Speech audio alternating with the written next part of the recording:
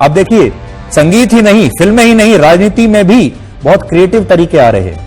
राहुल गांधी बड़े नए नए तरीकों को खोज कर लाते हैं। वो वीडियोस बनाते हैं। वो खुद भी एक कलाकार की तरह क्रिएटिव तरीके से अपनी प्रेस कॉन्फ्रेंस कर रहे हैं। और इस प्रेस कॉन्फ्रेंस में वो अपने साथ एक तिजोरी लेकर आए और इस तिजोरी पर लिखा था, एक हैं तो सेफ हैं।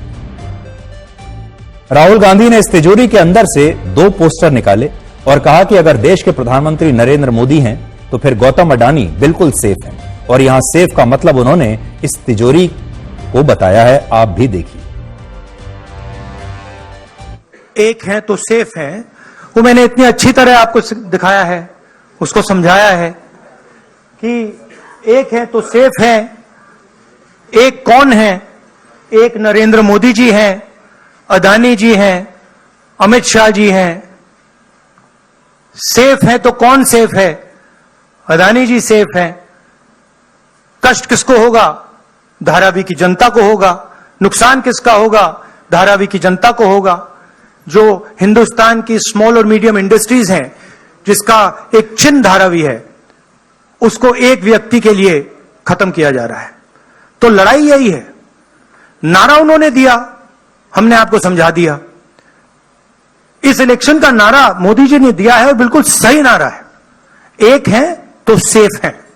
सवाल है, सेफ कौन है? सेफ किसका है? एक कौन है? यह सवाल है।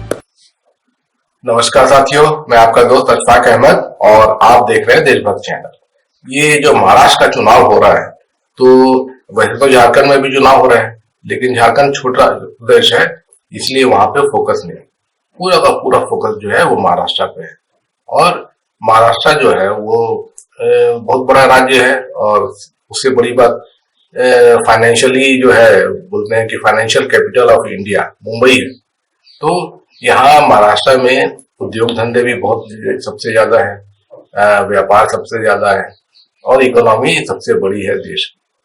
तो यहाँ पर जो चुनाव है तो बहुत मायने रखते हैं इसका, और इसीलिए जबरदस्त तरीके से प्रचार चल रहा है।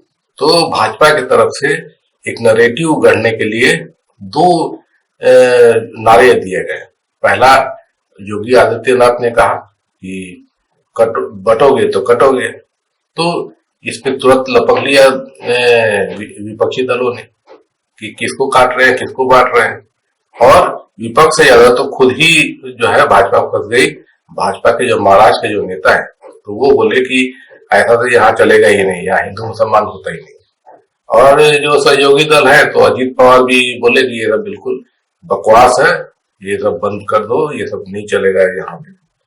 तो यहीं पे फंस गए, बहुत बुरी तरह फंस गए, क्योंकि जो नैरेटिव जो गढ़ते हैं चुनाव में, तो चुनाव की हवा ही निकल गई है। दूसरा, फिर मोदी जी ने नारा दिया था, एक है तो सेफ है। तो अभी इसके काट नहीं निकाल रहे थे विपक्ष वाले। उसके बाद में 2 रोज पहले प्रियंका गांधी ने एक रैली में इसके काट निकाली। तो उन्होंने कहा कि जो मोदी जी बोल रहे हैं ना सेफ हैं, तो जो सेफ होता है, सेफ का मतलब होता है तिजोरी। तो तिजोरी जो है वो किसकी है, और ये तिजोरी से कौन सेफ है? कौन जो किसान है उनको कोई फायदा हो रहा है इस तिजोरी से? जो महिलाएं हैं उनको फायदा हो रहा है क्या? ये जो आम लोग हैं उनको फायदा हो रहा है क्या? युवाओं को फायदा हो रहा है क्या? यहाँ तो दिखता है कि सबका नुकसान है, फायदा सिर्फ एक ही आदमी को होता है। तो उसके बाद में फिर कल राहुल गांधी ने एक प्रेस कॉन्फ्रेंस करी, वहां पे एक तिजोरी लेके आए, और तिजोरी जब खोला तो उसमें से निकला अडानी। तो ये जबरदस्त चाल थी, और ये चुनाव के आखिरी दिन ये निकाला गया। अब इसकी काट जो है भाजपा निकाल नहीं सकती है। तो भाजपा जो है वो बुरी तरह गिरी हुई है। तो अडानी का जो मुद्दा है, ये बड़ा मुद्दा तो पहले से ही चले आ रहा था। तो इतना बड़ा मुद्दा था कि अडानी और मोदी का क्या रिश्ता है, इसके चलते मोदी जी ने राहुल को संसद से बाहर फेंकवा दिया था। और अडानी के बारे में बिल्कुल कोई बात ना हो, और बल्कि अडानी को तो मतलब कांग्रेस का ही पिट्ठू करार दिया था मोदी जी ने। याद है ना आपको, अभी लोकसभा चुनाव में मोदी जी ने क्या कहा था कि अडानी और अंबानी टेम्पू भर भर के राहुल गांधी के घर पैसा भिजवाते हैं, कहा था ना। तो ऐसी मजबूरी हो गई है मोदी जी की कि अडानी के नाम से उनको बयान देना पड़ गया था। तो ये बड़ा मुद्दा तो था ही, और अभी फिर से मुंबई में और महाराष्ट्र में उछल गया है। वजह क्या है कि एक स्टेटमेंट दिया अजीत पवार ने कि जब उद्धव ठाकरे की सरकार चल रही थी महाराष्ट्र में, उसको गिराने के लिए मोदी जी आप जानते ही हैं कि एकदम पहले ही दिन से भिड़ गए थे। तो ईडी जा रही है महाराष्ट्र में, सीबीआई आईटी जा रही है, और विपक्ष के नेताओं को जेल में बंद किया जा रहा था, डराया धमकाया जा रहा था।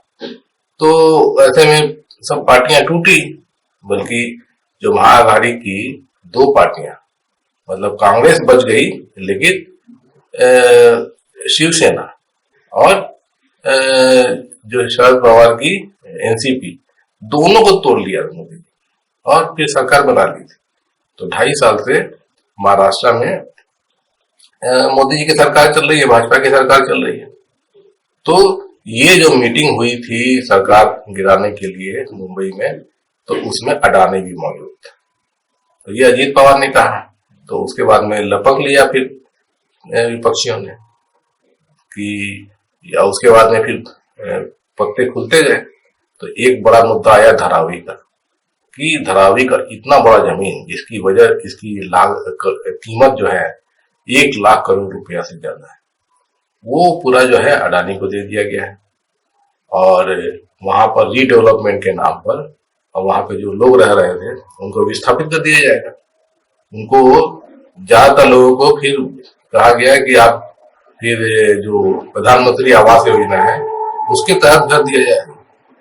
तो ये जो वो तो मोदी जी सबको देते हैं, अब इसका घर है टूट जाएगा पहले से ही बना हुआ, उसको क्या फायदा मिलने वाला है?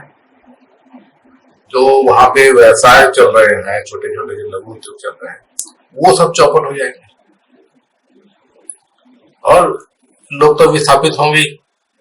अब किसको किसको मिलेगा, क्या गारंटी है, किसका नुकसान हो जाएगा? तो ये बहुत बड़ा मुद्दा बन गया है। और अडानी को ही क्यों जमीन देंगे भाई?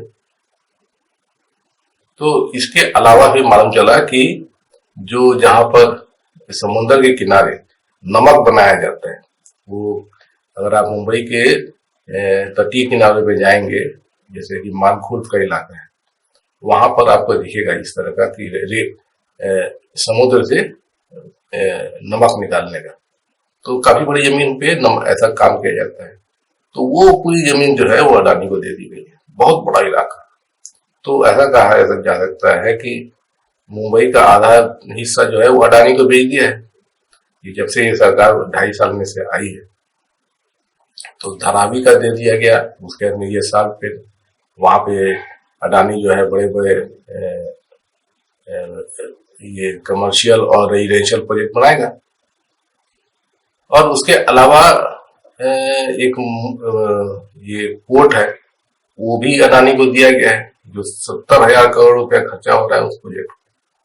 तो सरकार खर्चा कर रही है, अब बाद में अडानी का हो जाएगा वो।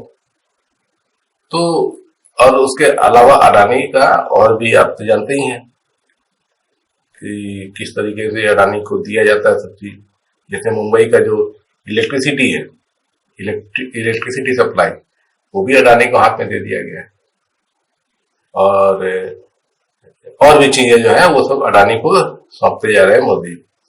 तो सवाल ये है कि जो जैसे कोई बिजनेस मैन होता है, और जैसे कांग्रेस के जमाने में भी था अडानी, तो कांग्रेस उसको देती थी क्या कि इस तरह का अनड्यू एडवांटेज नहीं देती थी। जैसे दूसरे बिजनेसमैन है वैसे ही अडानी था। मोदी जी के लेकिन काल में अडानी सबसे अलग हो गया। उसको जो है कोई भी काम जो होगा तो अडानी को मिल जाता है, और मोनोपोली हो गई। तो मोदी जी के आने के बाद आपने देखा कि सब एयरपोर्ट जो है वो सब लाइन से अडानी को मिलते चले गए। मुंबई का हो गया, दिल्ली का हो गया, लखनऊ का हो गया, ऐसे कम से कम 15-20 एयरपोर्ट। जबकि कानून नियम क्या था, नियम बना के रखा था कांग्रेस ने कि मोनोपोली मतलब कहीं नहीं होना चाहिए ना। तो यहाँ तो सिर्फ अडानी अडानी है, ऐसा कैसे है किसी अडानी को दे रहे हैं। बल्कि कांग्रेस के जमाने में मुंबई एयरपोर्ट जो था तो वो एक जीवीके कंपनी है, उसको दिया गया था। और क्यों दिया गया था, क्योंकि दिल्ली का जो एयरपोर्ट है वो दूसरी कंपनी को दिया हुआ था तो चलाने के लिए। तो ये था कि एक ही कंपनी सब एयरपोर्ट ना चलाए, और अडानी ने सब नियम कानून सब ताक पे रख दिए और अडानी को देते जा रहे हैं। तो पोर्ट जो है वो अडानी को सब होते जा रहे हैं, एयरपोर्ट होते जा रहे हैं, कोयला खदानें होती जा रही है, सीमेंट कंपनी होती जा रही है, जो रोड के जितने ही प्रोजेक्ट होते हैं सब अडानी को दिया जाता है। और जो जो खाद्यान्न होता है, तो खाद्यान्न के साइलो, तो वो सब अडानी के होते जा रहे हैं। तो ये अडानी ऐसा ये बना दिया गया है कि देशी अडानी है, दुनिया का सबसे रईस आदमी, बल्कि एक समय पे सबसे रईस आदमी हो गया था अडानी, नंबर 2, मोदी जी की वजह से। वरना पहले तो 2014 के पहले अडानी की क्या औकात थी। बड़ा बिजनेसमैन जरूर था इंडिया का, लेकिन इतना बड़ा नहीं था कि सबसे बड़ा हो गया। तो वो होने की वजह वही थी कि ये उसका कर्जा मोदी जी दिलाते थे बैंकों से, कितना कितना कर्जा, 2 लाख करोड़, 3 लाख करोड़, ऐसे कुल मिला के शायद कम से कम 14 लाख करोड़ रुपए का कर्जा दिलाए थे, ज्यादा ही दिलाए थे। उसमें से माफी भी हो गई ना, तो जो माफी हुई है तो उसमें से आधे से ज्यादा अडानी का ही होगा। तो कुछ नहीं तो जो कर्जा माफ मोदी जी ने किया है करीब 14-15 लाख करोड़ जो बताते हैं, तो उसमें से 8-10 लाख करोड़ तो अडानी का ही होगा। तो कर्जा भी इतना बड़ा बड़ा माफ कर रहे हैं मोदी जी, बाकियों का तो करते नहीं है, किसानों का करते नहीं, अडानी का हो जाता है। छोटे लोगों का 1 लाख रुपए का भी कर्जा माफ नहीं होता। और अब सोचिए कि 14 लाख करोड़ रुपया अडानी का माफ हो जाता है, कैसे हो जाता है। उसके बाद में अडानी के लिए हर चीज करते हैं मोदी। विदेश में जाते हैं तो अडानी साथ में जाता है, या फिर अडानी नहीं भी जाता है तो अडानी का कुछ ना कुछ अडानी के लिए मोदी जी लेके आते हैं। जैसे इजराइल जाते हैं तो जो वहाँ हैफा का जो पोर्ट है तो वो अडानी को मिल गया। मोदी ग्रीस गए तो वहां पे जो पोर्ट था वो अडानी का हो गया। श्रीलंका मोदी जी गए तो वहां पे पोर्ट और वहां बिजली का शायद वो सब भी अडानी का हो गया। बांग्लादेश गए तो वहां पर बिजली चलाने का अडानी का हो गया। ऑस्ट्रेलिया जाते हैं तो ऑस्ट्रेलिया के माइंस अडानी की हो जाती है। मतलब मोदी जी जब भी विदेश जाते हैं ना तो वो अडानी के लिए जाते हैं। बाकी जो प्रधानमंत्री जाया करते थे तो देश के लिए कुछ लाया करते थे। अब मोदी जी जाते हैं तो देश के लिए कुछ नहीं होता है, अडानी के लिए स्पेशल कुछ ना कुछ जरूर होता है। तो अडानी का मुद्दा बड़ा है और वही राहुल गांधी ने एक्सपोज किया कि जो तिजोरी है वो उसमें क्या क्या चीजें हैं वो दिखाया, और किस तरीके से अडानी को मोदी जी फायदा पहुंचाते हैं, सब नियम कानून ताक पे रख के। तो बड़ा मुद्दा है ही। अडानी के बारे में जनता जो है वो जानती है कि अडानी है तो सब दिक्कतें हैं। तो जो महिलाओं पे अत्याचार हो रहे हैं, जो किसानों की हालत खराब है, उनको पे अत्याचार हो रहा है, उनको एमएसपी नहीं मिलता है, जो युवा है उनको रोजगार नहीं मिलता है, महिलाएं हैं महंगाई की मार झेल रही है, तो कोई भी सेफ नहीं है। सेफ सिर्फ अडानी है। यही चीज एक्सपोज की है और इसका चुनाव पे भयंकर असर तो पड़ना ही है। तो ये जो नैरेटिव चला था भाजपा का तो वो पूरी तरह ध्वस्त हो गया है। तो चुनाव भी उसी तरीके से उसका रिजल्ट आएंगे।